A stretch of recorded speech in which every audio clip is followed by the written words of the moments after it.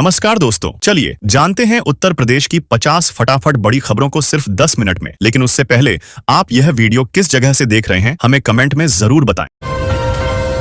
दिवाली से पहले मुख्यमंत्री योगी आदित्यनाथ ने उत्तर प्रदेश के कर्मचारियों और पेंशनरों के लिए बड़ा तोहफा दिया है। राज्य के 28 लाख कर्मचारियों और पेंशनरों का महंगाई भत्ता बढ़ा दिया गया है। इससे उनकी आमदनी में वृद्धि होगी और त्योहारी खर्चों में राहत मिलेगी। राज्य विद्युत उपभोक्ता परिषद ने बिजली कनेक्शन की बढ़ती दरों का विरोध किया है। परिषद ने कहा कि उच्च शुल्क आम जनता और छोटे व्यवसायियों के लिए बोझ बढ़ाएगा। इस कदम को सरकार के लिए चुनौतीपूर्ण बताया गया है, क्योंकि उपभोक्ताओं की नाराजगी और वित्तीय दबाव के बीच संतुलन बनाना जरूरी है।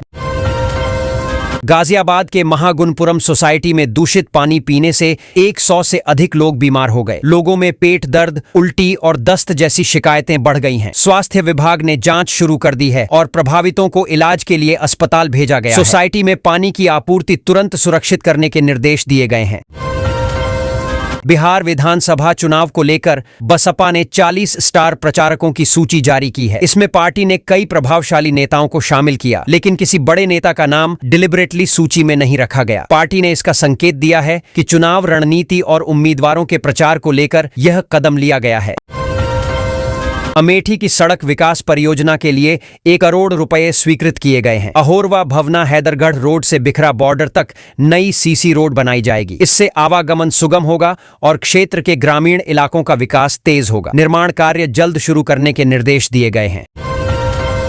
दीपावली और छठ पर्व के मौके पर गोरखपुर से साबरमती और श्री गंगानगर के लिए पूजा स्पेशल ट्रेनें चलाई जाएंगी। यह सुविधा पूर्वांचल और बिहार के यात्रियों के लिए राहत होगी। यात्री घर आसानी से पहुंच सकेंगे और पर्व के दौरान यात्रा सुरक्षित और सुविधाजनक बनेगी। बिजली उपभोक्ताओं के हित में बड़े शहरों में प्रशासनिक ढांचे में बदलाव किया जाएगा। पश्चिमांचल के 4 क्षेत्रों में नई रूपरेखा तैयार की गई है। इसका उद्देश्य बिजली वितरण, शिकायत निवारण और उपभोक्ता सेवा को और बेहतर बनाना है, ताकि तेजी से और पारदर्शी सुविधाएं मिल सकें। मेरठ के सेंट्रल मार्केट मामले में बड़ी कार्रवाई हुई है। आवास विकास विभाग के 45 अफसरों और 22 व्यापारियों के खिलाफ भ्रष्टाचार और अनियमितताओं के आरोप में मुकदमा दर्ज किया गया है। पुलिस और जांच एजेंसियां मामले की विस्तार से छानबीन कर रही हैं, ताकि दोषियों के खिलाफ कानूनी कार्रवाई की जा सके। गंगा की रेती पर खेती को लेकर किसानों के बीच विवाद बढ़ रहा है। कुछ किसान नदी के किनारे की जमीन पर खेती करना चाहते हैं, जबकि स्थानीय प्रशासन और जल संरक्षण एजेंसियां इसे अवैध मान रही हैं। जमीन पर कब्जे और फसल के अधिकार को लेकर विवाद ने माहौल को तनावपूर्ण बना दिया है। उत्तर प्रदेश के एक जिले में पुलिस और खाद्य सुरक्षा विभाग ने बड़ी कार्रवाई की। 960 किलो सिंथेटिक पनीर बरामद किया गया और 80 किलो दूषित रसगुल्ला नष्ट कराया गया। अधिकारियों ने कहा कि इस तरह के मिलावटी खाद्य पदार्थ जनता के स्वास्थ्य के लिए खतरनाक हैं और कड़ी निगरानी जारी रहेगी। विकसित उत्तर प्रदेश 2047 योजना के तहत पूरे प्रदेश से सुझाव एकत्र किए जा रहे हैं। इस प्रक्रिया में 2,06,000 वरिष्ठ नागरिकों ने भी अपनी राय दी है। सरकार ने कहा है कि इन विचारों को ध्यान में रखते हुए दीर्घकालिक विकास योजनाएं बनाई जाएंगी, ताकि प्रदेश का समग्र विकास सुनिश्चित हो सके। शटर के ताले तोड़कर चोरों ने एक गोदाम से करीब 2 लाख रुपए कीमत की आतिशबाजी उड़ा ली। चोरी सुबह तब पता चली जब माल मंगाने आए व्यापारी ने खाली स्टोर देखा। पड़ोसियों ने कोई आवाज नहीं सुनी। शटर फोड़ने और सामान उठाकर ले जाने का पूरा खेल चुपके से हुआ।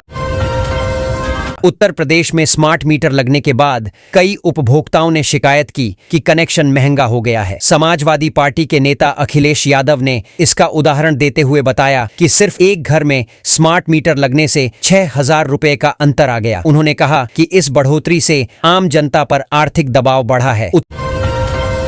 उत्तर प्रदेश में वन विभाग में बड़े स्तर पर फेरबदल किया गया है। मुख्यमंत्री योगी आदित्यनाथ ने 20 IAS अधिकारियों के तबादले किए हैं। इसका उद्देश्य विभाग की कार्यकुशलता बढ़ाना और वन संरक्षण तथा पर्यावरण संबंधी योजनाओं को बेहतर ढंग से लागू करना बताया गया है।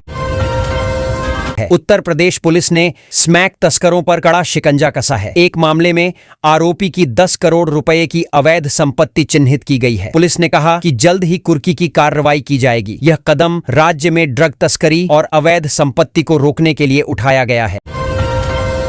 उत्तर प्रदेश सरकार ने 4 कंपनियों को कुल 61 करोड़ 96 लाख रुपए की प्रोत्साहन राशि देने की मंजूरी दी है। मुख्य सचिव ने इस योजना को स्वीकृति दी है। इससे कंपनियों को निवेश और उत्पादन बढ़ाने में मदद मिलेगी और राज्य में औद्योगिक विकास को बढ़ावा मिलेगा। मुख्यमंत्री योगी आदित्यनाथ के नेतृत्व में उत्तर प्रदेश में 9वां दीपोत्सव ऐतिहासिक रूप से मनाया जाएगा। 56 घाटों पर दीपों की सजावट का काम शुरू हो चुका है। प्रशासन ने सुरक्षा और व्यवस्थाओं के साथ साथ श्रद्धालुओं की सुविधा का भी पूरा ध्यान रखा है ताकि पर्व भव्य और सुरक्षित ढंग से मनाया जा सके। अयोध्या का 9वां दीपोत्सव इस बार डिजिटल आभा और रोशनी के संग मनाया जाएगा। आयोजन में 22 लाख दीप जलाकर नया विश्व रिकॉर्ड बनाने का प्रयास होगा। प्रशासन और आयोजकों ने सुरक्षा, पर्यावरण और श्रद्धालुओं की सुविधा का खास ध्यान रखा है, जिससे पर्व भव्य और यादगार बनेगा। दीपावली के मौके पर मुख्यमंत्री योगी आदित्यनाथ राज्य के छात्र छात्राओं को वजीफे का तोहफा देंगे। लाभार्थियों के बैंक खातों में सीधे धनराशि भेजी जाएगी। इससे छात्र छात्राओं को पढ़ाई में मदद मिलेगी और त्योहारी मौके पर उन्हें आर्थिक राहत भी मिलेगी। लखीमपुर खीरी की मिट्टी से बने 25,000 दियों से रामनगरी अयोध्या को जगमगाया जाएगा। दीपोत्सव की तैयारियों में महिला स्वयं सहायता समूह की दीदियों ने अहम भूमिका निभाई है। उनकी मेहनत और हुनर से न केवल पर्व भव्य होगा, बल्कि स्थानीय कारीगरों को रोजगार और पहचान भी मिली है। दीपावली और त्योहारी सीजन के चलते हवाई यात्रा के दाम आसमान छूने लगे हैं। लखनऊ से मुंबई के लिए फ्लाइट का किराया 25,000 रुपए के पार पहुंच गया है। बढ़ते दामों का कारण बढ़ी हुई मांग, सीमित सीटें और त्योहारी सीजन में यात्रा की सुविधा सुनिश्चित करना बताया जा रहा है। अयोध्या के दीपोत्सव 2025 पर खाद्य सुरक्षा सुनिश्चित करने के लिए विशेष टीमों का गठन किया गया है। इन टीमों ने 54 जगहों का निरीक्षण किया, 34 जगहों पर छापेमारी की और 70 खाद्य नमूने लिए गए। अधिकारियों का कहना है कि यह कदम श्रद्धालुओं को सुरक्षित और स्वच्छ भोजन उपलब्ध कराने के लिए उठाया गया है। बिजली विभाग की टीम द्वारा चेकिंग के दौरान तनावपूर्ण हालात बन गए। बिजली टीम और उपभोक्ताओं के बीच विवाद पथराव तक बढ़ गया, जिसमें 2 लोगों के सिर फट गए। पुलिस ने मामले में हस्तक्षेप किया और स्थिति को नियंत्रित किया। दोनों पक्षों की ओर से रिपोर्ट दर्ज कराने की प्रक्रिया शुरू कर दी गई है। उत्तर प्रदेश की महिलाओं के लिए बड़ी खुशखबरी। सरकार ने उज्ज्वला योजना के तहत 1 करोड़ 86 लाख महिलाओं को फ्री LPG गैस सिलेंडर देने का फैसला किया है। इससे रसोई में खाना बनाने की सुविधा बढ़ेगी और घरेलू ऊर्जा सुरक्षा सुनिश्चित होगी। योजना से परिवारों की आर्थिक मदद भी होगी।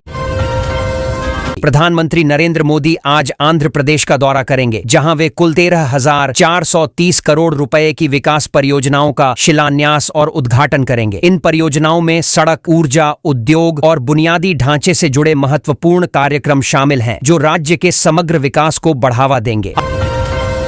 आज गोरखपुर के कुछ इलाकों में निर्धारित मेंटेनेंस के कारण बिजली गुल रहेगी। प्रभावित क्षेत्रों में विद्युत विभाग ने समय सूची जारी की है। नागरिकों से अनुरोध है कि वे जरूरी काम जल्दी निपटा लें और विद्युत उपकरणों की सुरक्षा सुनिश्चित करें। उत्तर प्रदेश में बिजली ट्रिपिंग की लगातार शिकायतों के बाद पावर कारपोरेशन सख्त हो गया है। अध्यक्ष आशीष गोयल ने अधिकारियों को स्पष्ट चेतावनी दी है कि उपभोक्ताओं की परेशानियों को नजरअंदाज किया गया तो कड़ी कार्रवाई होगी। सभी विभागों को समय पर समस्या का समाधान सुनिश्चित करने के निर्देश दिए गए हैं। उत्तर प्रदेश में योगी सरकार ने होमगार्ड भर्ती के नियमों में बदलाव किया है। अब कुछ विशेष वर्ग के लोग इस भर्ती के लिए आवेदन नहीं कर पाएंगे। सरकार ने सुरक्षा और कार्यकुशलता को ध्यान में रखते हुए नए दिशा निर्देश जारी किए हैं, जिससे पात्रता और चयन प्रक्रिया प्रभावित होगी। उत्तर प्रदेश में 15,000 पदों पर भर्ती की घोषणा हुई है, जिसमें चौकीदार से लेकर सचिव तक के पद शामिल हैं। अब चयन प्रक्रिया जिला स्तर पर ही होगी। सरकार ने नियमों में बदलाव किया है ताकि भर्ती प्रक्रिया अधिक पारदर्शी और त्वरित हो सके, जिससे स्थानीय उम्मीदवारों को लाभ मिलेगा। प्रयागराज में माघ मेला महाकुंभ के बजट से सजेगा। शासन ने इसके लिए 42 करोड़ रुपए जारी किए हैं, जबकि कुल बजट की मांग 120 करोड़ रुपए थी। इससे मेला आयोजन की तैयारी सुचारू रूप से होगी और श्रद्धालुओं के लिए सुविधाओं में सुधार संभव होगा। धनतेरस से पहले आगरा में ट्रैफिक को सुचारू रखने के लिए नई यातायात व्यवस्था लागू की गई है। भीड़ भाड़ वाले मार्गों पर नियंत्रण के लिए रूट बदले गए हैं। जाम से बचने के लिए लोगों को सुझाए गए रास्तों का उपयोग करना चाहिए। शहर में पार्किंग की विशेष सुविधाएं भी उपलब्ध हैं। उत्तर प्रदेश में दिवाली छठ पर बसों के अतिरिक्त फेरे पर यात्रियों को मिलेंगे विशेष लाभ। यह योजना 18 से 30 अक्टूबर तक लागू रहेगी। यात्रियों की सुविधा और यात्रा आसान बनाने के लिए परिवहन विभाग ने तय राशि यात्रियों को अतिरिक्त यात्रा में देने का प्रावधान किया है। दीपावली पर मिलावट का बड़ा खेल उजागर हुआ। अधिकारियों ने एक कारखाने में छापा मारकर 18 क्विंटल जानलेवा छेना बरामद किया। यह छेना लोगों की सेहत के लिए खतरनाक था। प्रशासन ने मिलावट रोकने और दोषियों के खिलाफ कड़ी कार्रवाई की चेतावनी भी दी है।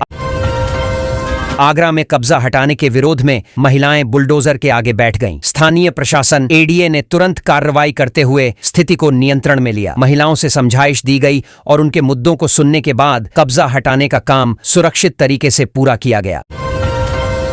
इटावा के सफारी पार्क में दीपावली के बाद पर्यटकों के लिए नए आकर्षण बढ़ेंगे। खुले मैदान में तेंदुए के शावक देखे जा सकेंगे, जिससे वन्य जीवन का नजारा और भी रोमांचक होगा। प्रशासन ने सुरक्षा और पर्यावरण दोनों का ध्यान रखते हुए इस सुविधा की तैयारी की है।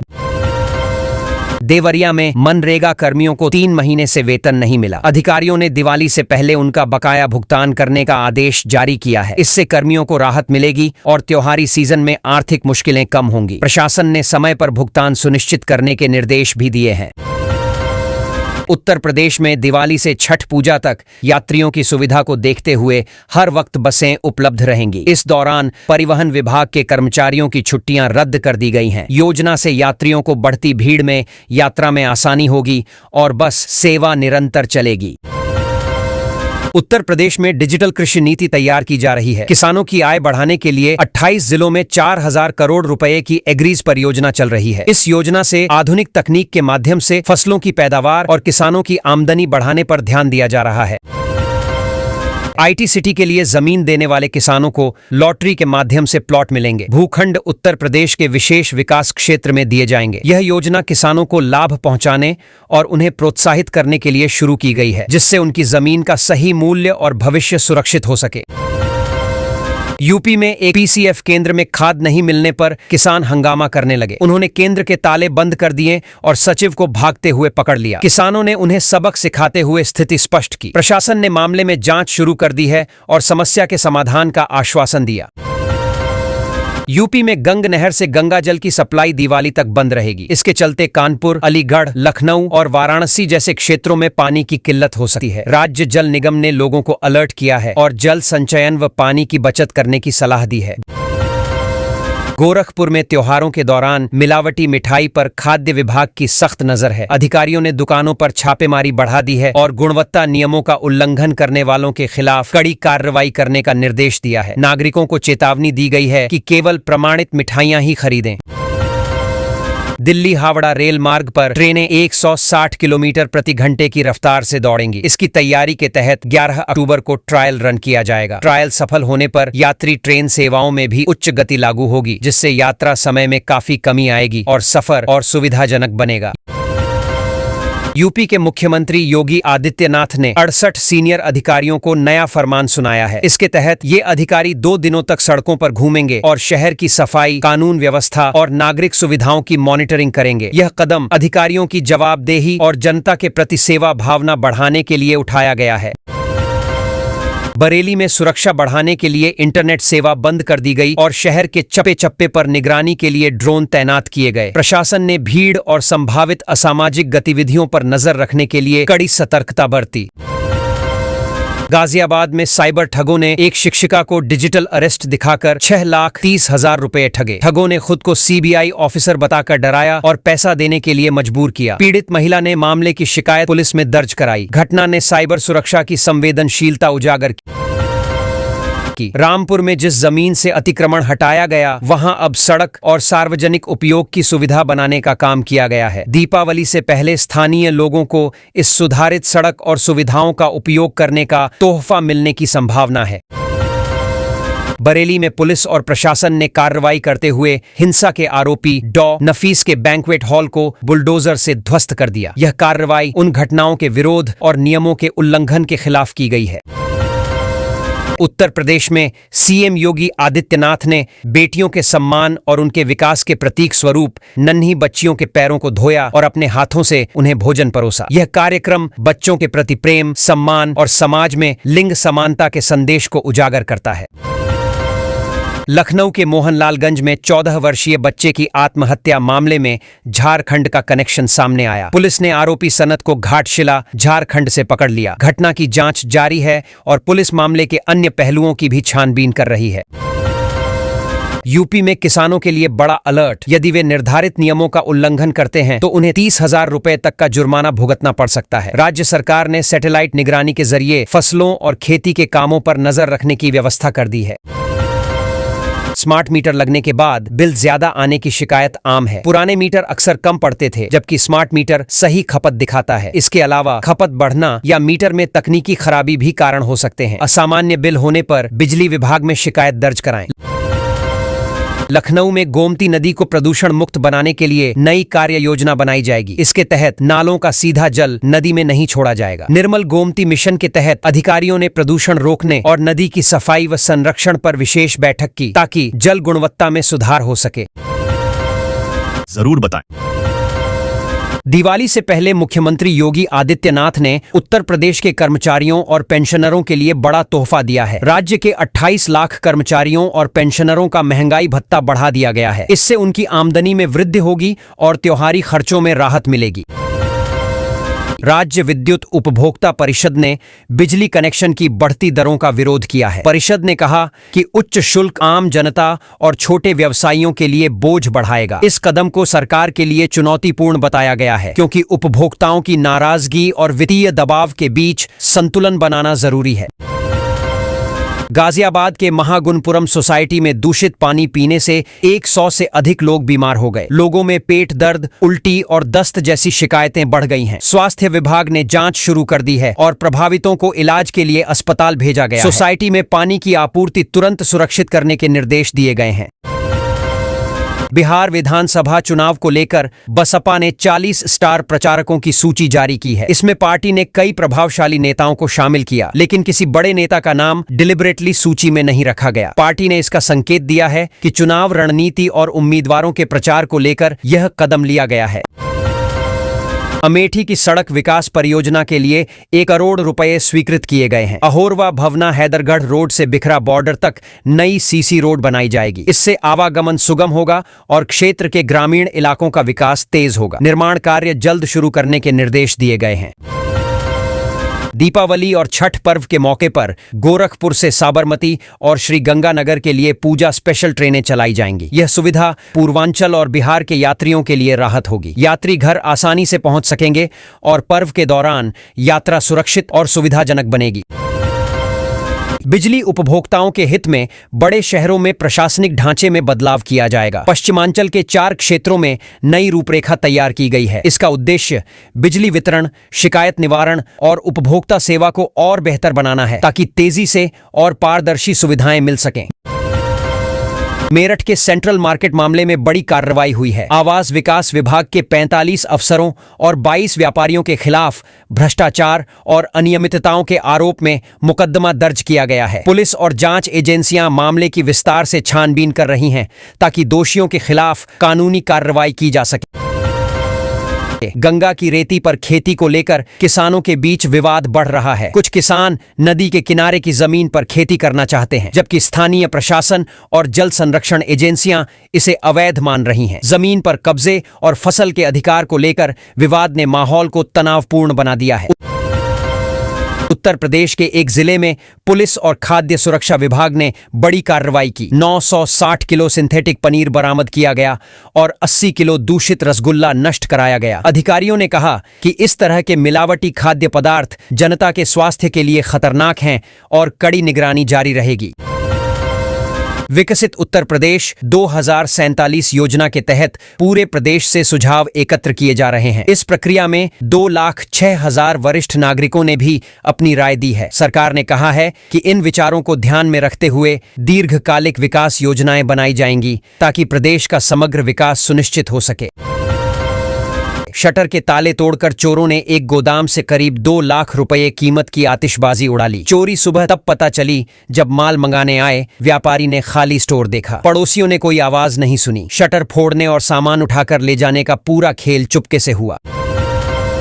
उत्तर प्रदेश में स्मार्ट मीटर लगने के बाद कई उपभोक्ताओं ने शिकायत की कि कनेक्शन महंगा हो गया है। समाजवादी पार्टी के नेता अखिलेश यादव ने इसका उदाहरण देते हुए बताया कि सिर्फ एक घर में स्मार्ट मीटर लगने से 6,000 रुपए का अंतर आ गया। उन्होंने कहा कि इस बढ़ोतरी से आम जनता पर आर्थिक दबाव बढ़ा है। उत्तर प्रदेश में वन विभाग में बड़े स्तर पर फेरबदल किया गया है। मुख्यमंत्री योगी आदित्यनाथ ने 20 IAS अधिकारियों के तबादले किए हैं। इसका उद्देश्य विभाग की कार्यकुशलता बढ़ाना और वन संरक्षण तथा पर्यावरण संबंधी योजनाओं को बेहतर ढंग से लागू करना बताया गया है। उत्तर प्रदेश पुलिस ने स्मैक तस्करों पर कड़ा शिकंजा कसा है। एक मामले में आरोपी की 10 करोड़ रुपए की अवैध संपत्ति चिन्हित की गई है। पुलिस ने कहा कि जल्द ही कुर्की की कार्रवाई की जाएगी। यह कदम राज्य में ड्रग तस्करी और अवैध संपत्ति को रोकने के लिए उठाया गया है। उत्तर प्रदेश सरकार ने 4 कंपनियों को कुल 61 करोड़ 96 लाख रुपए की प्रोत्साहन राशि देने की मंजूरी दी है। मुख्य सचिव ने इस योजना को स्वीकृति दी है। इससे कंपनियों को निवेश और उत्पादन बढ़ाने में मदद मिलेगी और राज्य में औद्योगिक विकास को बढ़ावा मिलेगा।